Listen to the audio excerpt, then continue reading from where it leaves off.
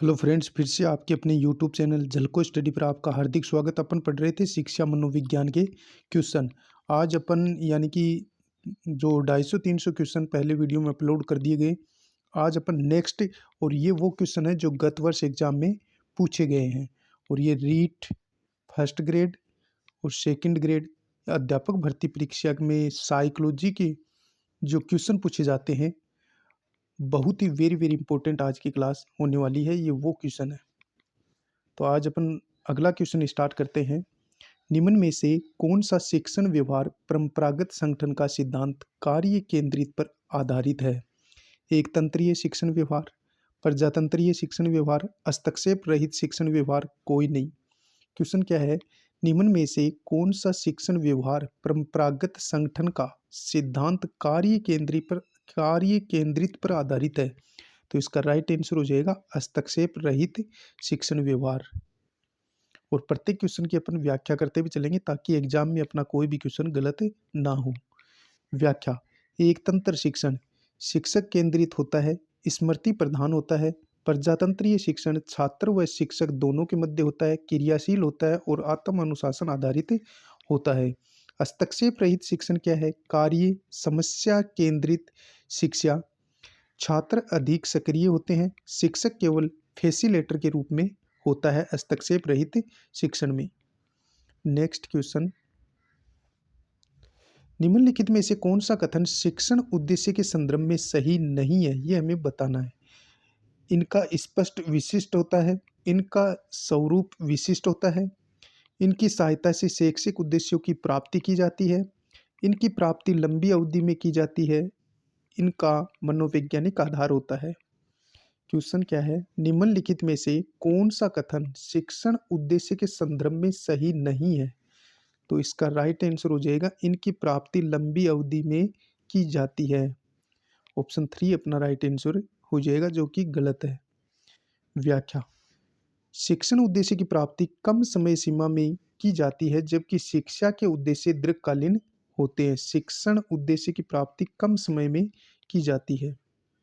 Next, अगला अपना question है, शिक्षण के संबंध में निम्न में से कौन सा आश्रित चर कहलाता है?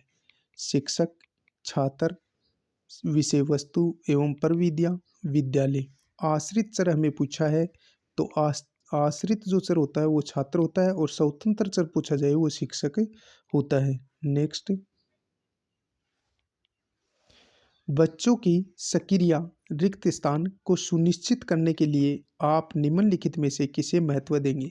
बच्चों की सक्रिय को सुनिश्चित करने के लिए आप निम्नलिखित में से किसे महत्व देंगे? प्रश्न पूछना, वाद विवाद करना, सिद्धांत के लिए चिंतन करना।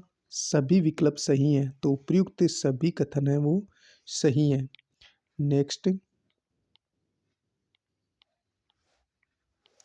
निम्न में से कौन सी प्रक्रिया दर्शाती है कि कक्षा में रचनात्मक अधिगम की परिस्थितियां बनी हैं? निम्न में से कौन सी प्रक्रिया दर्शाती है कि कक्षा में रचनात्मक अधिगम की परिस्थितियां बनी हैं? संदर्भीकरण, सहयोग, संज्ञानात्मक।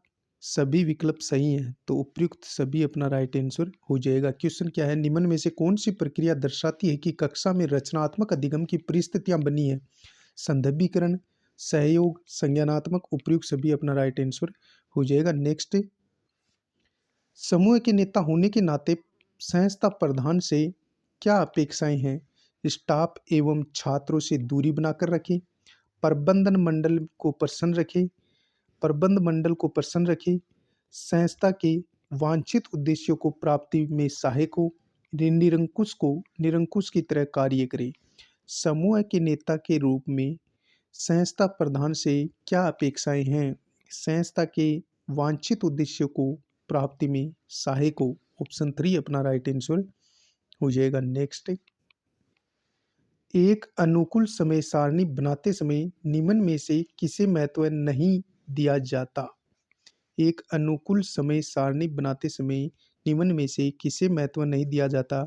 विद्यालय के प्रकार को, सरकारी नियम एवं अधिनियम को, कठोरता को, विषय के अपेक्षित महत्व एवं कठिनता स्तर को, तो कठोरता को महत्व नहीं दिया जाता एक अनुकूल समय सारणी बनाते समय। नेक्स्ट, निम्नलिखित में से प्रभावी शिक्षक की विशेषता क्या है? विद्यार्थियों को आवंटित कार्य की सावधानीपूर्वक जांच करना, विद्यार्थियों को आवंटित कार्य की सावधानीपूर्वक जांच करना, छात्रों को शिक्षण अधिगम प्रक्रिया में भाग लेने हेतु अभिप्रेरित करना, अत्यधिक सूचना देना, कक्षा पर नियंत्रण करना। निम्न में से प्रभावी शिक्षक की क्या विशेषता है? छात्रों को शिक्षण अधिगम प्रक्रिया में शिक्षण अधिगम प्रक्रिया में भाग लेने हेतु अभिप्रेरित करना। ऑप्शन 2 अपना राइट आंसर हो जाएगा। व्याख्या, स्टीवेंसन शिक्षक के पास जितने भी साधन हैं उनमें सर्वाधिक महत्वपूर्ण अभिप्रेरणा है। ऐसा किसने कहा था? स्टीवेंसन ने कहा था। नेक्स्ट, कौन सा शिक्षण स्तर अन्य शिक्षण स्तरों को आधार प्रदान करता है? चिंतन स्तर शिक्षण, बोध स्तर शिक्षण, पुनर्बलन स्तर शिक्षण, स्मृति स्तर शिक्षण। तो स्मृति स्तर शिक्षण है वो अन्य शिक्षण स्तरों को आधार प्रदान करता है। व्याख्या, स्मृति स्तर शिक्षण हर्बर्ट द्वारा दिया गया, यह प्रत्यास्मरण व रटने पर बल देता है, ज्ञानात्मक पक्ष का विकास करता है। नेक्स्ट, अगला अपना क्वेश्चन है, जब व्यक्तियों का एक समूह है आमने सामने एकत्रित होकर मौखिक अंतःक्रिया द्वारा सूचनाओं का आदान प्रदान करते हैं या किसी सामूहिक समस्या का कोई निर्णय लेते हैं, क्या कहलाता है? तो इसका राइट आंसर होगा दल परिचर्चा। फिर से देखें क्वेश्चन क्या पूछा गया है। जब व्यक्तियों का एक समूह है आमने सामने एकत्रित होकर मौखिक अंतःक्रिया द्वारा सूचनाओं का आदान प्रदान करते हैं या किसी सामूहिक समस्या का कोई निर्णय लेते हैं, क्या कहलाता है? तो ये दल परिचर्चा कहलाता है। ऑप्शन 3 अपना राइट हो जाएगा। नेक्स्ट, निम्नांकित में से कौन सी शिक्षा मनोविज्ञान का एक कार्य नहीं है? निम्नलिखित में से कौन सा शिक्षा मनोविज्ञान का एक कार्य नहीं है, ये हमें बताना है। अनुशासन बनाए रखने में सहयोग, कक्षा की समस्याओं का समाधान, आकलन व मूल्यांकन में सहयोग, कोई भी विकल्प सही नहीं है। तो कोई भी विकल्प सही नहीं है। ऑप्शन 4 अपना राइट आंसर हो जाएगा। व्याख्या, क्योंकि ऊपर वाले शिक्षा मनोविज्ञान के कार्य होते हैं इसलिए कोई भी विकल्प सही नहीं है। नेक्स्ट, अगला अपना क्वेश्चन है, शिक्षा मनोविज्ञान नहीं है, मनोविज्ञान की एक अनुप्रयुक्त शाखा, शिक्षा का विज्ञान, एक धनात्मक विज्ञान, एक मानक विज्ञान। तो शिक्षा मनोविज्ञान एक मानक विज्ञान नहीं है। व्याख्या, शिक्षा मनोविज्ञान एक मानक विज्ञान नहीं है क्योंकि व्यवहारिक विज्ञान है। शिक्षा मनोविज्ञान एक व्यवहारिक मनोविज्ञान है। नेक्स्ट, अगला अपना क्वेश्चन है, निम्नांकित में से कौन सा कथन शिक्षा मनोविज्ञान के संदर्भ में सही नहीं है? इसका संबंध शिक्षा से क्या और क्यों से है? यह शैक्षिक वातावरण में एक व्यक्ति के व्यवहार के अध्ययन के लिए वैज्ञानिक विधियों का प्रयोग करता है। यह शिक्षक, शिक्षार्थी एवं शिक्षण अधिगम परिस्थितियों से संबंधित है। यह एक पूर्ण विज्ञान नहीं है। तो यह एक पूर्ण विज्ञान नहीं है, ये ऑप्शन अपना गलत हो जाएगा। शिक्षा मनोविज्ञान से संबंधित नहीं है। तो ऑप्शन 4 अपना राइट हो जाएगा। व्याख्या, आरपीएससी ने उत्तर 4 सही माना है लेकिन लेखक के अनुसार उपरोक्त सभी कथन सही हैं, अतः प्रश्न हटाया जा सकता है। नेक्स्ट, शिक्षा मनोविज्ञान शिक्षा का विज्ञान है, यह परिभाषा किसकी है?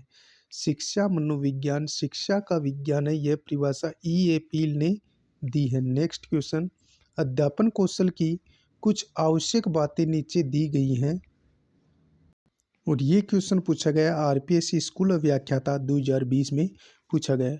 परीक्षा के संचालन में सहायता करना, सीखने वाले समूह को अभिप्रेरित करना। तो एक तो ये सही है, ये तो गलत है। परीक्षा के संचालन में सहायता करना ये गलत है। पाठ्य वस्तु को प्रभावी ढंग से प्रस्तुत करना, ये भी सही है। सर्वदर्शी सामग्री का समुचित प्रयोग करना, ये कथन भी सही है। विद्यालय प्रशासन में रुचि लेना, ये गलत है। तो बी सी डी ऑप्शन अपना सही हो जाएगा। तो बी सी डी ऑप्शन है अपना राइट हो जाएगा। ऑप्शन 3 अपना आंसर हो जाएगा। नेक्स्ट अगला अपना क्वेश्चन है, जो छात्र कक्षा में बहुत प्रश्न पूछते हैं, आप उनके साथ कैसा व्यवहार करेंगे? हतोत्साहित करेंगे, कक्षा से बाहर निकाल देंगे, उपेक्षा करेंगे, सराहना करेंगे? तो उनकी सराहना करेंगे। ऑप्शन 4 अपना राइट आंसर हो जाएगा। नेक्स्ट कक्ष में शिक्षण अधिगम की दृष्टि से शिक्षक को बालकों के विकास में किन पक्षों को ध्यान में रखना चाहिए? शारीरिक पक्ष को, मानसिक पक्ष को, संवेगात्मक पक्ष को, सामाजिक पक्ष को? कक्ष में शिक्षण अधिगम की दृष्टि से शिक्षक को बालकों के विकास के किन पक्षों को ध्यान में रखना चाहिए? एक तो मानसिक पक्ष को, सामाजिक पक्ष को और संवेगात्मक पक्ष को। शारीरिक पक्ष की कोई जरूरत नहीं होती। तो यानी कि बी सी डी अपना राइट आंसर हो जाएगा। बी सी डी अपना राइट आंसर हो जाएगा। नेक्स्ट अगला अपना प्रश्न है, अधिगमकर्ता के ज्ञानात्मक विकास हेतु प्रश्नोत्तर पद्धति का प्रयोग सर्वप्रथम किसने किया? तो ये किया था सुकरात ने। प्रश्नोत्तर विधि का प्रयोग किसने किया? सर्वप्रथम सुकरात ने। नेक्स्ट यदि छात्र कक्षा में नहीं आए तो एक अध्यापक के रूप में आप क्या करोगे?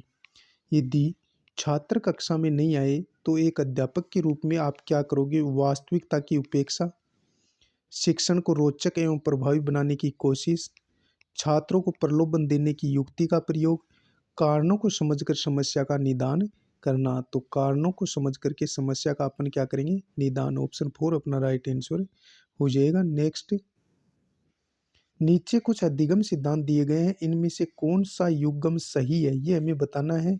अधिगम सिद्धांत दिए गए हैं और कौन सा युग्म सही है, ये हमें बताना है। ऑप्शन ए दे रखा है, ज्ञात से अज्ञात की ओर, बिल्कुल सही है। सामान्य से जटिल की ओर, ये भी सही है। स्थूल से सूक्ष्म की ओर, ये कथन भी सही है। लेकिन अज्ञात से ज्ञात की ओर नहीं होता, ज्ञात से अज्ञात होता है, तो ये गलत है। तो ए बी सी अपना सही आंसर हो जाएगा। ऑप्शन पहला ही अपना राइट हो जाएगा, ए बी सी। नेक्स्ट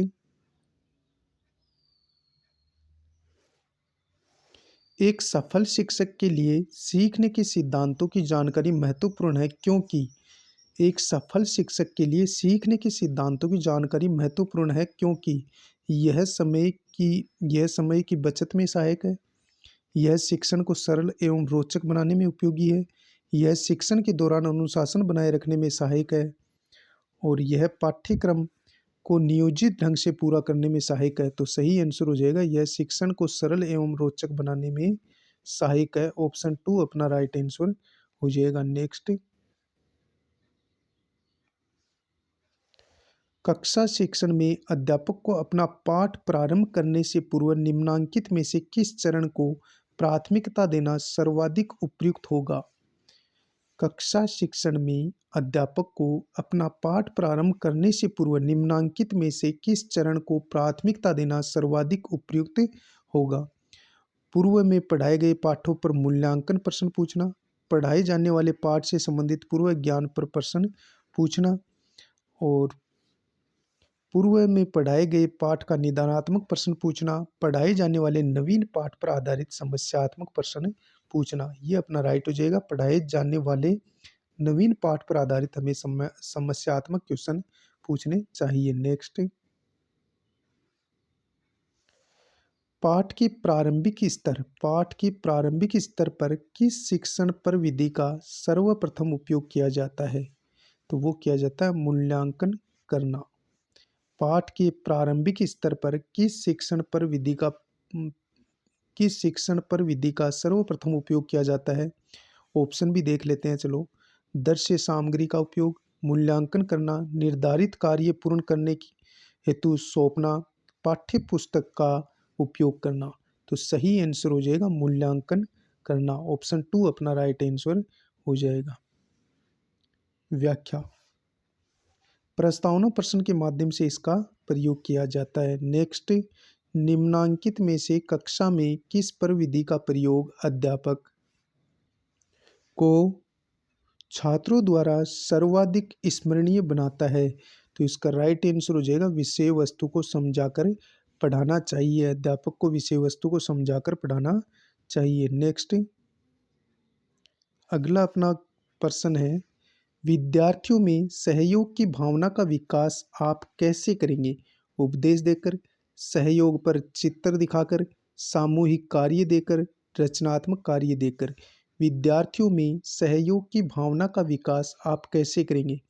तो उनको यानी कि सामूहिक रूप से कार्य सौंप देंगे। तो सामूहिक कार्य देख करके अपन विद्यार्थियों में सहयोग की भावना का विकास कर सकते हैं। नेक्स्ट,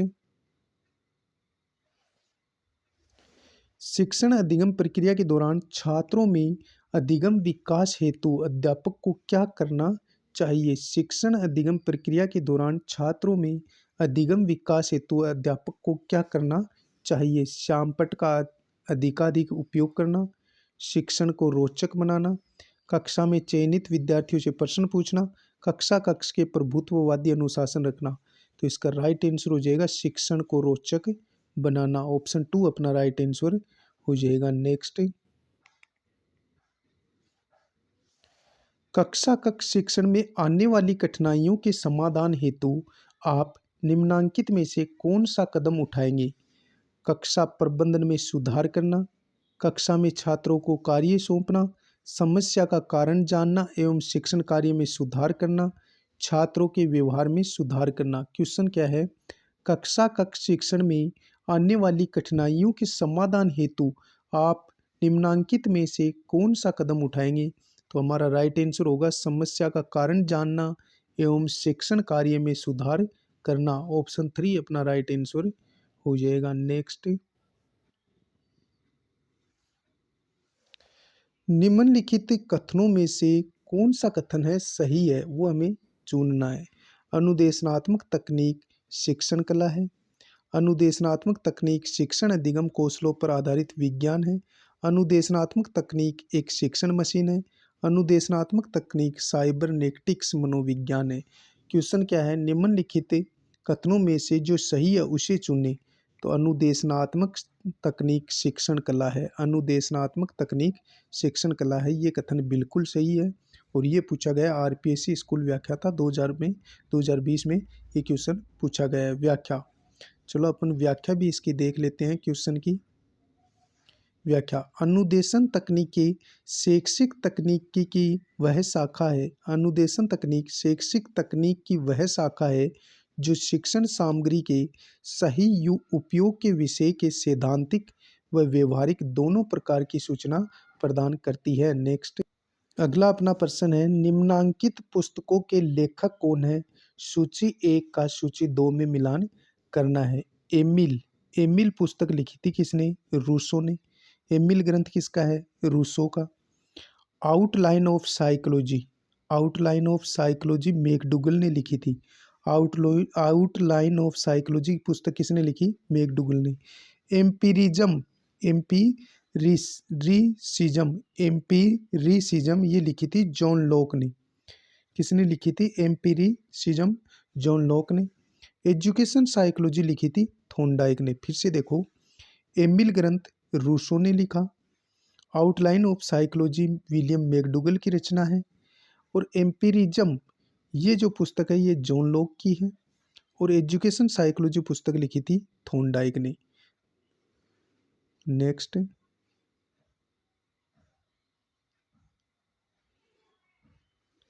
शिक्षण अधिगम प्रक्रिया में निम्नांकित पदों को सही क्रम में रखें तथा नीचे दिए गए कूटों में से सही उत्तर का चयन करें। शिक्षण अधिगम प्रक्रिया के निम्नांकित पदों को सही क्रम में रखें तथा नीचे दिए गए कूटों में से सही उत्तर का चयन करें। संगठन, नियोजन, नियंत्रण, नेतृत्व। तो हमें ये बताना है कि कौन सा पहले आएगा। तो नियोजन पहले आएगा 1 नंबर पर। फिर आएगा संगठन, नियोजन करेंगे, फिर संगठन करेंगे, फिर नेतृत्व करेंगे और फिर नियंत्रण करेंगे। यानी नियोजन, संगठन, नेतृत्व, नियंत्रण, नियोजन, संगठन, नेतृत्व, नियंत्रण। तो ऑप्शन 3 अपना राइट आंसर हो जाएगा। व्याख्या। शिक्षण अधिगम के सोपान आई के डेविज ने दिए थे। पुस्तक किस पुस्तक में दिए थे? शिक्षण अधिगम का प्रबंधन। शिक्षण अधिगम के सोपान डेविज ने दिए और पुस्तक शिक्षण अधिगम का प्रबंधन में दिए थे। पुस्तक management of teaching and learning, अंग्रेजी में इसका नाम है management of teaching and learning. 4 सोपान बताए थे डेविज ने। कितने सोपान बताए? 4 सोपान बताए थे। पहला सोपान शिक्षण अधिगम का नियोजन करना यानी प्लानिंग, शिक्षण अधिगम की व्यवस्था करना ऑर्गेनाइजेशन यानी कि संगठन, और शिक्षण अधिगम का अग्रसरण यानी मार्गदर्शन करना। था जो सोपान बताया था वो बताया था शिक्षण अधिगम का नियंत्रण यानी कंट्रोल करना। नेक्स्ट,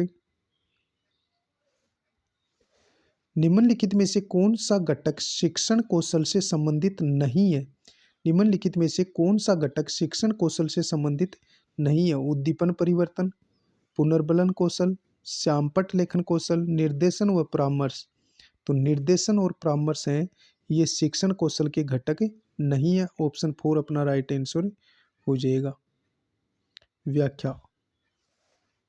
शिक्षण कौशल प्रोफेसर डी एलन व रायन ने 14 शिक्षण कौशल बताए थे और डॉक्टर पासी ने 13 शिक्षण कौशल बताए और डॉक्टर जंगीरा ने 20 शिक्षण कौशल बताए। भारत में 21 कौशल केस में बताया है। भारत में 21 कौशल केस में बताया है।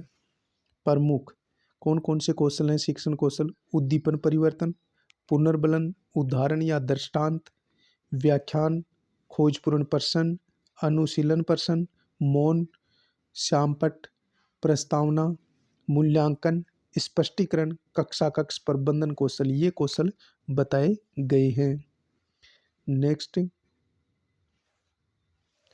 शिक्षा के 3 केंद्र बिंदु कौन कौन से हैं? शिक्षा के 3 केंद्र बिंदु हैं शिक्षार्थी, शिक्षक और विषय वस्तु। शिक्षार्थी, शिक्षक और विषय वस्तु। ऑप्शन 4 अपना राइट आंसर हो जाएगा। नेक्स्ट, टोली शिक्षण निम्नलिखित में से किस परिस्थिति को कहा जाता है? टोली शिक्षण निम्नलिखित में से किस परिस्थिति को कहा जाता है? जब दो या अधिक शिक्षक किसी एक छात्र को पढ़ाते हैं, जब दो या अधिक शिक्षक किसी छात्रों के एक समूह को पढ़ाते हैं, दो या अधिक शिक्षक एक प्रकरण पर परिचर्चा करते हैं, जब दो या अधिक शिक्षक एक कठिन समस्या को हल करते हैं। क्वेश्चन क्या है? टोली शिक्षण निम्नलिखित में से किस परिस्थिति को कहा जाता है? जब दो या अधिक शिक्षक किसी छात्रों के एक समूह को पढ़ाते हैं। ऑप्शन बी अपना राइट आंसर हो जाएगा। व्याख्या। टोली शिक्षण अमेरिका में 1956 में प्रारंभ किया था। किसने? लेगिस्टन द्वारा। सिगटन द्वारा। नेक्स्ट, प्रत्यक्ष अवलोकनीय घटनाएं, उद्दीपक एवं अनुक्रियाएं मनोविज्ञान के अध्ययन के मुख्य विषय हैं। यह निम्नांकित में किसके विचारों की सर्वोत्तम व्याख्या है? प्रथम अवलोकनीय, फिर से देखते हैं क्वेश्चन। प्रथम अवलोकनीय घटनाएं, उद्दीपक एवं अनुक्रियाएं मनोविज्ञान के अध्ययन के मुख्य विषय हैं। यह निम्नांकित में से किसके विचारों की सर्वोत्तम व्याख्या है? संरचनात्मक, व्यवहारवाद। तो इसका राइट आंसर हो जाएगा व्यवहारवाद। ऑप्शन 2 अपना राइट आंसर हो जाएगा। नेक्स्ट, अगला अपना प्रश्न है, आई के डेविस ने शिक्षक के लिए शिक्षण अधिगम व्यवस्था हेतु 4 कार्यों का सुझाव दिया। निम्नलिखित में से कौन सा इन 4 कार्यों का सही तार्किक क्रम दर्शाता है? तो आई के डेविस ने 4 शिक्षण अधिगम व्यवस्था यानी कि शिक्षक के लिए शिक्षण अधिगम व्यवस्था के 4 कार्यों का सुझाव दिया था। वो कौन कौन से हैं? नियोजन, फिर संगठन करना, फिर अग्रसरण और फिर अंतिम में नियंत्रण आएगा। ऑप्शन 2 सही होगा। पहले नियोजन करेंगे, फिर संगठन करेंगे, फिर अग्रसरण होगा, फिर नियंत्रण। तो ऑप्शन 2 अपना राइट आंसर हो जाएगा। नेक्स्ट, कक्ष में पढ़ाई जाने वाली विषय वस्तु के विभिन्न तत्वों को क्रमबद्ध रूप से व्यवस्थित करने हेतु नीचे दिए गए विकल्पों में से कौन सा नियम उपयुक्त नहीं है? कक्ष में पढ़ाई जाने वाली विषय वस्तु के विभिन्न तत्वों को क्रमबद्ध रूप में व्यवस्थित करने हेतु नीचे दिए गए विकल्पों में से कौन सा नियम उपयुक्त नहीं है? ज्ञात से अज्ञात की ओर बिल्कुल सही है शिक्षण सूत्र। सरल से जटिल की ओर ये भी सही है। पूर्ण से अंश की ओर ये भी सही है, लेकिन अमूर्त से मूर्त नहीं होता, मूर्त से अमूर्त की ओर होता है। ऑप्शन 3 राइट आंसर हो जाएगा। व्याख्या, शिक्षण सूत्र मूर्त से अमूर्त की ओर होता है, ना कि अमूर्त से मूर्त की ओर। नेक्स्ट, एक प्रभावी शिक्षक वह है जो विद्यार्थियों को अधिगम हेतु प्रेरित कर सकता है। एक प्रभावी शिक्षक वह होता है जो विद्यार्थियों को अधिगम हेतु प्रभावित कर सकता है। ऑप्शन 3 अपना राइट आंसर हो जाएगा। नेक्स्ट, ब्लूम के अनुदेशनात्मक उद्देश्यों के वर्गीकरण में निम्नलिखित में से कौन सा पक्ष सम्मिलित नहीं है? ब्लूम के अनुदेशनात्मक उद्देश्यों के वर्गीकरण में निम्नलिखित में से कौन सा पक्ष सम्मिलित नहीं है? सामाजिक, संज्ञानात्मक, मनोगत्यात्मक, भावात्मक। तो सामाजिक इसमें सम्मिलित नहीं है।